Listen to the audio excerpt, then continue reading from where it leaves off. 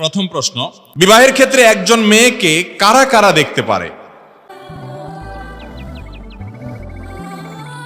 আমাদের দেশে বিয়ের সময় পাত্রী দেখতে মিছিল নিয়ে যায় পাবলিক।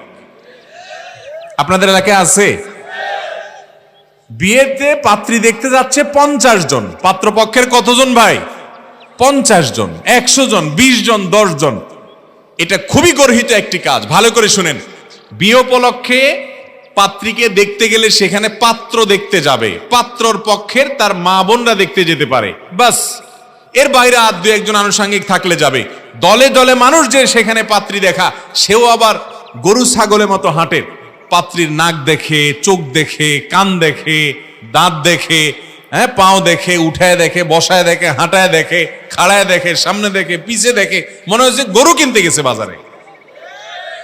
এটা খুবই গর্হিত একটা বিষয়। নারীকে সম্মান দিতে হবে। নারী আমার বোন, নারী আমার মা।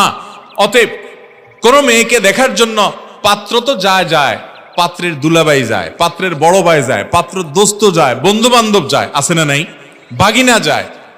দুলাভাইয়ের কাজটা কি? বিয়ে করবে পাত্র, দুলাভাইয়ের সেখানে কাজটা কি?